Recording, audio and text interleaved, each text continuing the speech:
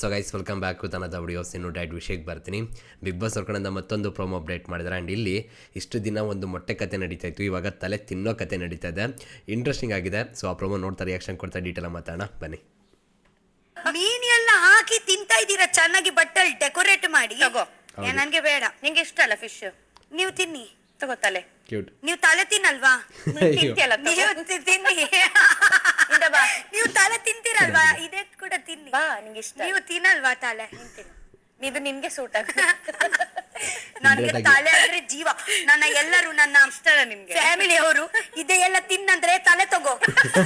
ಅದ್ ನಮಗೆ ನೀನ್ ಬಂದ್ ವಾರನೇ ಗೊತ್ತಾಯ್ತು ತಲೆ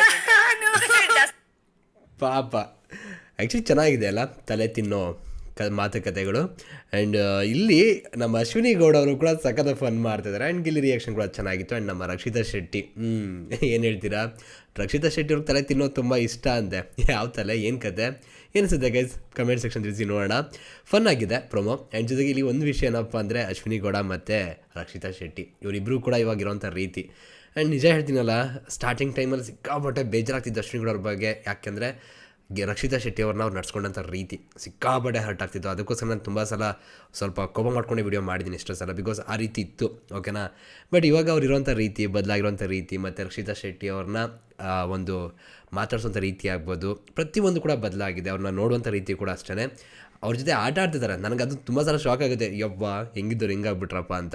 ಬಟ್ ಏನಪ್ಪ ಅಂದರೆ ಅವ್ರ ಒಳ್ಳೆತನ ಇವಾಗ ತುಂಬ ಜನಕ್ಕೆ ಇಷ್ಟ ಆಗ್ತದೆ ಅಂತ ಅನಿಸುತ್ತೆ ಅಶ್ವಿನಿ ಗೌಡ ಅವ್ರದ್ದು. ಜೊತೆಗೆ ರಕ್ಷಿತಾ ಕೂಡ ಅಷ್ಟೇ ಕಂಫರ್ಟಬಲ್ ಆಗಿದ್ದಾರೆ ಅಂತಲೇ ಹೇಳ್ಬೋದು. ಜೊತೆಗೆ ಇಲ್ಲಿ ಅಶ್ವಿನಿ ಗೌಡ ಅವರು ರಕ್ಷಿತಾ ಶೆಟ್ಟಿ ಅವ್ರ ಜೊತೆ ಇರೋಂಥ ರೀತಿ ಅದು ಸಕ್ಕತ್ತಾಗಿದೆ. ಆ್ಯಂಡ್ ನೀವು ಅಬ್ಸರ್ವ್ ಮಾಡಿ, ಅವರಿಬ್ಬರ ಮಧ್ಯೆ ಯಾವುದೇ ಕ್ಲಾಶ್ ಆಗ್ತಾ ಇಲ್ಲ, ಯಾವುದೇ ಮಿಸ್ಅಂಡರ್ಸ್ಟ್ಯಾಂಡಿಂಗ್ ಆಗ್ತಾ ಇಲ್ಲ, ತುಂಬ ಚೆನ್ನಾಗಿ ಕಂಫರ್ಟಬಲ್ ಆಗಿದ್ದಾರೆ. ಹೇಗೆ ಸಾಧ್ಯ ಇದು? ಹೇಗೆ ಸಾಧ್ಯ ಗೊತ್ತಾ? ಅವರಿಬ್ಬರ ಮಧ್ಯೆ ಇವಾಗ ಕ್ಲಿಯರ್ ಇದೆ ಥಾಟ್, ಜೊತೆಗೆ ಯಾವುದೇ ಮಿಸ್ಅಂಡರ್ಸ್ಟ್ಯಾಂಡಿಂಗ್ ಇಲ್ಲ, ಕ್ಲಿಯರಾಗಿ ಅರ್ಥ ಮಾಡ್ಕೊಂಡಿದ್ದಾರೆ. ಅದಕ್ಕೆ ಹಿಂಗಿರುವಂಥದ್ದು. ಯಾವಾಗ ನಾವು ಒಬ್ಬ ವ್ಯಕ್ತಿನ ಅರ್ಥ ಮಾಡ್ಕೋತೀವೋ ಆವಾಗ ಎಲ್ಲ ವಿಷಯಗಳು ಕೂಡ ತುಂಬ ಸಿಂಪಲಾಗಿ ಕಾಣಿಸುತ್ತೆ, ಕಾಂಪ್ಲಿಕೇಟ್ ಕೂಡ ಮಾಡ್ಕೊಳ್ಳೋದಿಲ್ಲ. ಯಾವಾಗ ನಮ್ಮ ವ್ಯಕ್ತಿನ ಅರ್ಥ ಮಾಡ್ಕೊಳ್ಳೋದಿಲ್ವೋ ಆವಾಗ ಅವ್ರ ಬಗ್ಗೆ ಬೇರೆ ಬೇರೆ ಒಪಿನಿಯನ್ಗಳು ಬರ್ತಾ ಇರುತ್ತೆ. ಸೊ ಅದು ಬರ್ತಾ ಬರ್ತಾ ಸತ್ಯನ ಸುಳ್ಳು ಗೊತ್ತಿಲ್ಲ, ನಮ್ಗೆ ಅನಿಸ್ತಾ ಅದೇ ನಿಜ ಅಂತ ಅಂದ್ಕೊಂಡು ನಾವು ಮಾತಾಡೋಕ್ಕೆ ಶುರು ಮಾಡ್ತೀವಿ. ಅಲ್ಲಿಂದ ತಪ್ಪುಗಳಾಗ್ತಾ ಹೋಗುತ್ತೆ ಅಂತ ಹೇಳ್ಬೋದು. ಅದಕ್ಕೆ ನೀವು ಅಬ್ಸರ್ವ್ ಮಾಡಿ, ಅಶ್ವಿನಿ ಗೌಡ ಮತ್ತು ರಕ್ಷಿತಾ ಶೆಟ್ಟಿ ಮೊದಲೆಲ್ಲ ಹೇಗಿದ್ರು ಅದಕ್ಕೆ ಕಾರಣ ಆ ಥರ ವಿಷಯಗಳಿತ್ತು, ಓಕೆನಾ. ಒಬ್ರ ಬಗ್ಗೆ ಒಬ್ಬರು ಹಂಗೆ ಅನ್ಕೋತಾ ಹೋಗ್ತಾಯಿದ್ರು, ಬಟ್ ಅನ್ಕೊಳ್ಳೋದೆಲ್ಲ ಸತ್ಯ ಆಗಿರೋದಿಲ್ಲ, ಅದನ್ನು ಹೇಳುವಂಥದ್ದು. ಇವಾಗಲೂ ಅಷ್ಟೇ. ಈಗ ರಕ್ಷಿತಾ, ಸ್ಪಂದನ, ಕಾವ್ಯ, ಇನ್ನೂ ಬೇರೆಯವ್ರಿಗೆ ಕಂಪೇರ್ ಮಾಡಿಕೊಂಡ್ರೆ ಈಗ ಗಿಲ್ಲಿ ಮತ್ತು ರಘುವಣ ಇದೆಲ್ಲ ವಿಷಯಗಳು ನೋಡ್ತಿದ್ದೀರಲ್ವಾ. ಯಾಕೆ ಕೆಲವು ವಿಷಯಗಳು ಬೇರೆ ಥರ ಅನಿಸುತ್ತೆ ಅಂದರೆ ಅವ್ರು ಅನ್ಕೋತಿರುವಂಥ ವಿಷಯಗಳ ಆ ಥರ ಇದೆ. ಸೊ ಅವ್ರ ವಿಷಯಗಳನ್ನ ನೋಡೋದು ರೀತಿ ಕಟ್ಟಾಗಿ ಆಗಿಬಿಟ್ರೆ ಪ್ರಾಬ್ಲಮ್ಮೇ ಇರೋದಿಲ್ಲ ಅಂತ ಹೇಳ್ಬೋದು.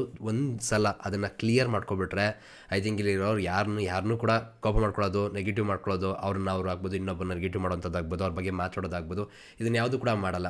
ಬಟ್ ಅವ್ರ ತಲೆಗೆ ಏನೋ ಒಂದು ವಿಷಯ ಬರುತ್ತೆ, ಅದನ್ನು ಕ್ಲಿಯರ್ ಮಾಡ್ಕೊಳ್ಳೋದು ಬಿಟ್ಬಿಟ್ಟು ಚರ್ಚೆ ಮಾಡೋಕ್ಕೆ ಶುರು ಮಾಡ್ತಾರೆ. ಅಲ್ಲಿಂದ ವಿಷಯಗಳು ಬೇರೆ ಥರ ಹೋಗ್ತಾ ಇರುತ್ತೆ.